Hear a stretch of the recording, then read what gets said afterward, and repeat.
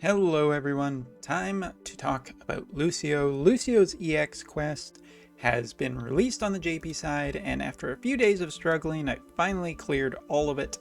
Yay. So EX quests, of course, each of the warrior crystals has got them upon their release, and they are still all available, even all the way to June. And there is no expiration date as of yet on the JP side. I don't think there's supposed to be one, but if one shows up in the future, it kind of sucks because it's really nice to have permanent, really good weapon access for new players. I think they're finally maybe figuring it out. However, these are missions that you have to tackle only with Lucio. For people who have played another story, you're aware that these can be kind of difficult. These can be a little bit difficult in terms of fighting them, especially because most of the characters you get to bring along in this mission are not controllable by you. Otherwise, it would probably be, pretty fair and kind of fun. But yeah, the AI controls these. As you can see, I've taken a little bit of bravery devaluation because of how tricky these missions are. DPS is important, but defense is also important, as we're going to show off in the first one. But let's show the reward first before we get any further. So this is the weapon that you are getting off of it. It's a really nicely statted weapon overall, not as high as TMR weapon builds, but that's fine.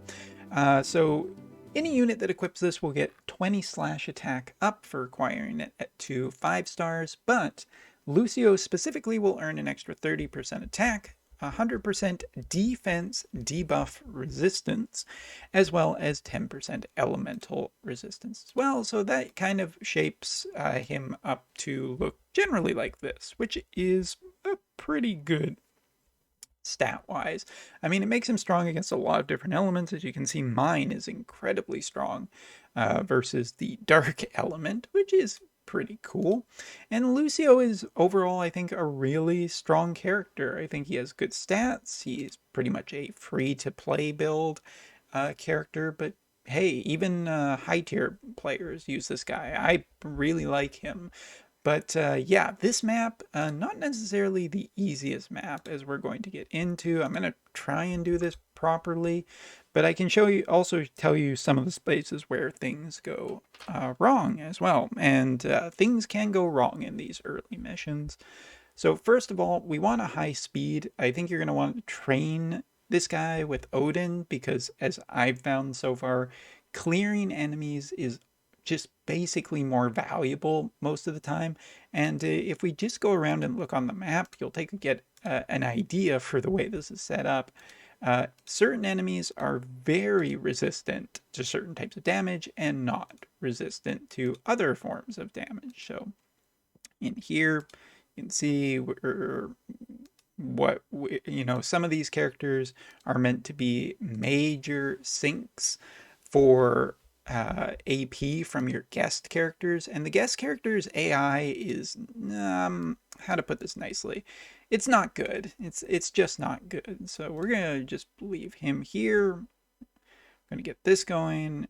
We're gonna get that, and we're gonna let her soak up some of the beginning damage. Pretty important, I have found, to run that buff at the start, because otherwise you just take a lot of damage from these guys, and you want to keep Lucio back, because Lucio, I think, for the most part, is going to be, dealing damage in this mission, and not so much trying to well, survival can be an issue since you don't have access to a good healer.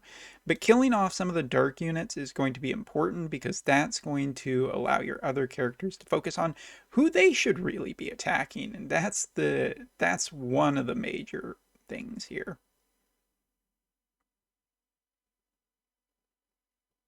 As you can see, we've taken a fair amount of damage already, and starting to become little scary. Not too scary just yet, but it's getting there.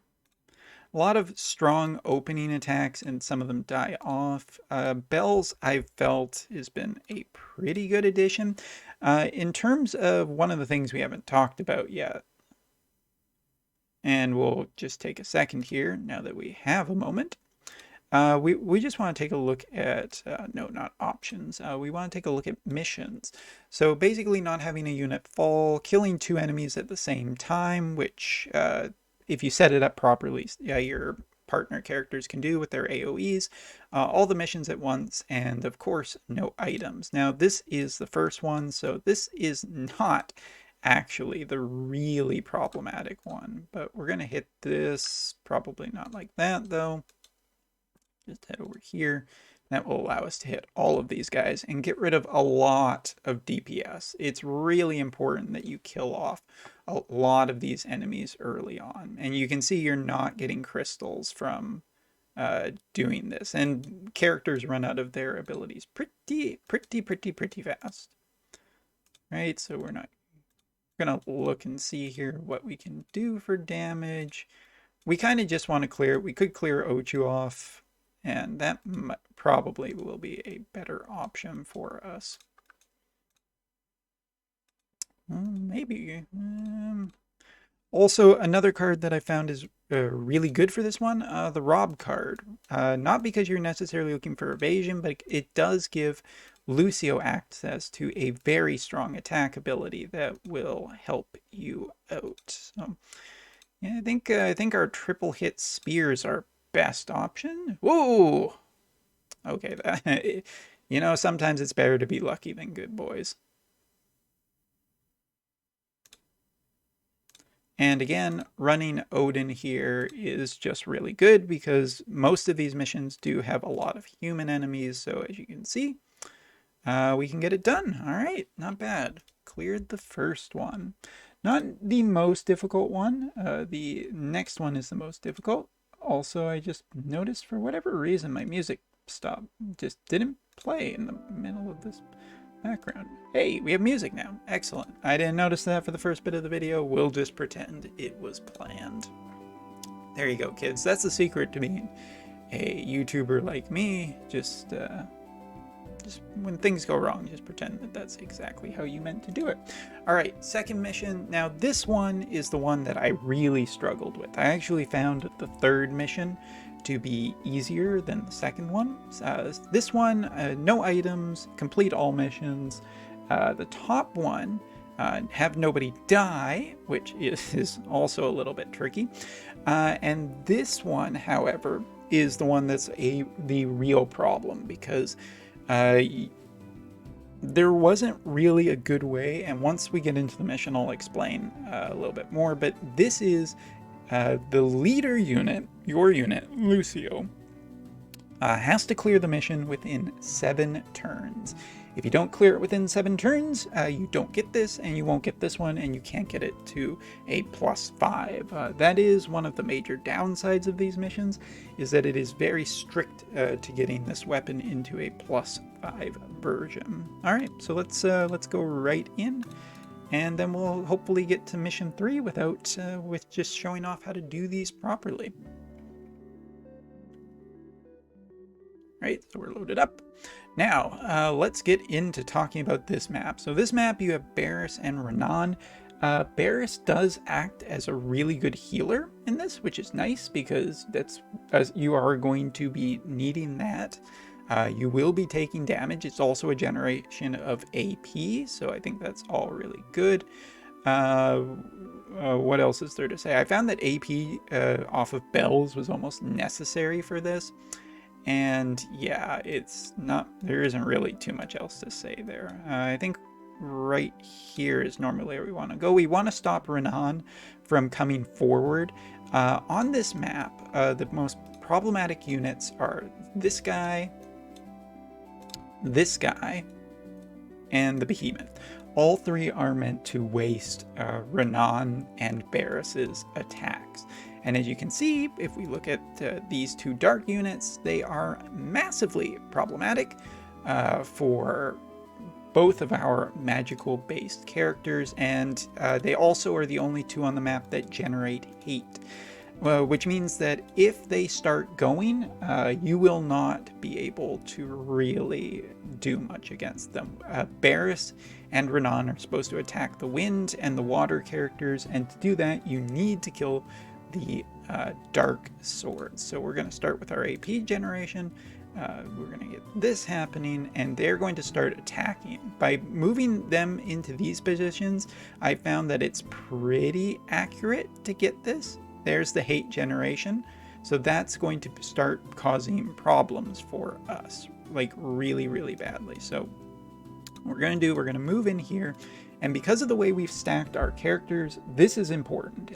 This is why you run so much human killer. Is because you need to kill these guys instantly. If you don't, then the problem is going to be that they're going to start getting attacked from these two. It's going to waste their AP and their attack, so we are getting rid of these right away. That's super important. See, there's one of the proof.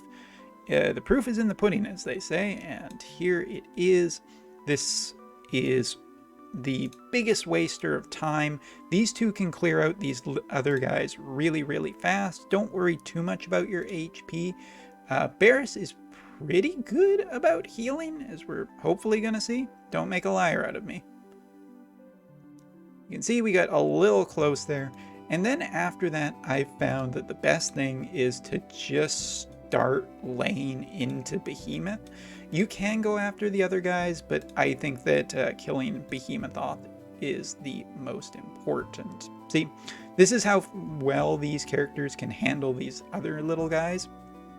It's not that scary, but you have to kill off the dark units before anything else. Otherwise, you're in for, as we say, a bad time. Behemoth, as we are going to look, is very weak to strike. So that's why we are bringing Monk again. You can see the damage difference just from doing these is considerably higher. I think those are only 2 ones. You do want to bring your Pierce as your triple, though, because that's the most effective way of killing off those other guys. So we're gonna start punching a Behemoth to death. That's our life right now, and these 2 guys are going to be really good and kill off these 2.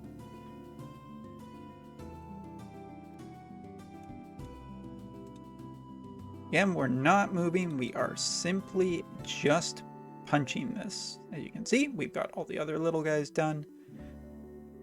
And if I have counted correctly, which I was not doing, there you go. That should be within 7 turns, but it is a very specific kind of set procedure. If you follow those movements as well, I think it's pretty damn consistent with the AI, but it did take a while for me to figure out where characters need to move and what you need to be focusing on. So let's head up to number 3, and number 3 is the most difficult in most terms, as you would expect, but I still think it's pretty much capable if you have a Lucio built like this. And yes, the FF14 vision cards are, they're a nice thing to be had here.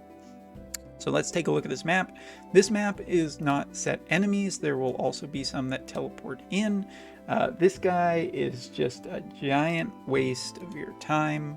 As you can see here, he's weak versus Pierce and weak versus that, but I think he's actually not necessarily that bad. I think what you are going to want to be focusing on is the snakes. So one of the things we're going to do, we are going to start doing this to buff up against sword resistance. This is important because these guys can do a fair amount of damage. We're going to move Lucio up here. This is going to focus a lot of our characters up into the right hand corner where they're not going to get hurt. The one thing I will say though is that this puts Lucio into a pretty close to dying position, so we're going to have to retreat in a few turns.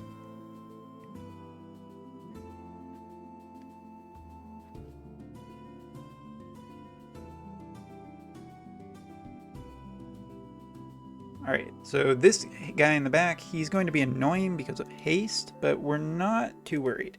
Now, let's talk about missions before we go any further. Kill 2 enemies at once, no items, and this big long list here is basically have all 5 of the Warrior of Crystals survive, which should be your goal anyway, and that's what we're definitely going to try and do.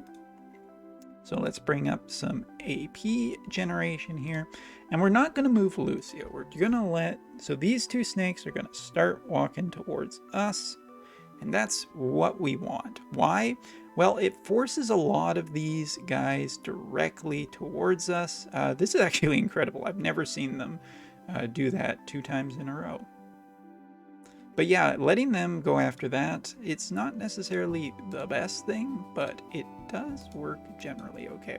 And this is where this is the risky part of this. So as you can see, we're getting this in here so we can potentially get the 2 enemy kills at once.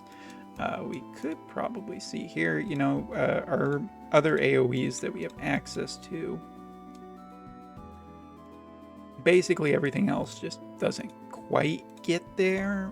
We have a lot of stuff, but running this limit burst will hit them pretty hard. We have the AP generation, but yeah, some of them will start focusing their attack. Thankfully, man, that is insane, really. I cannot believe we had that kind of run out there.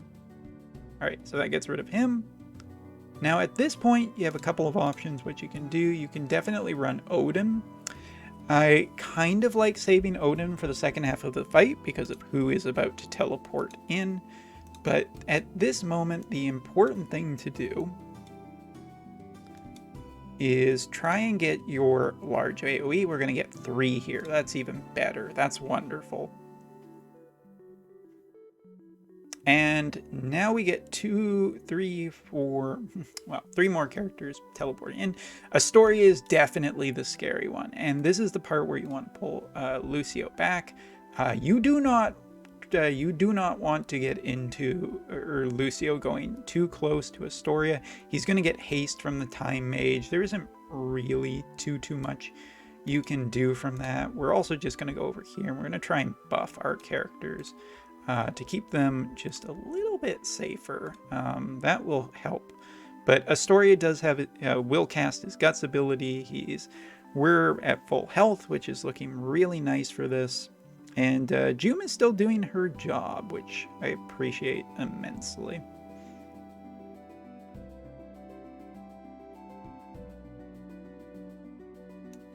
Now, this is the part where you can start thinking about actually just going after Astoria. He is really nasty for his counters. He is incredibly nasty because he's got a lot of support and he has guts. Jum taking this character on is super important, but this now will give us a few turns of our characters just being stronger. And Jum has generated hate, so she should pull in the limit burst. There it is. That's going to keep us really nicely safe. And now we can focus on, we either have an option. Killing this guy is pretty important. I would say more important than killing them. But as you can see, we have a chance to get countered here. We have a chance to get hit. And we can potentially just start going off and murdering these other guys.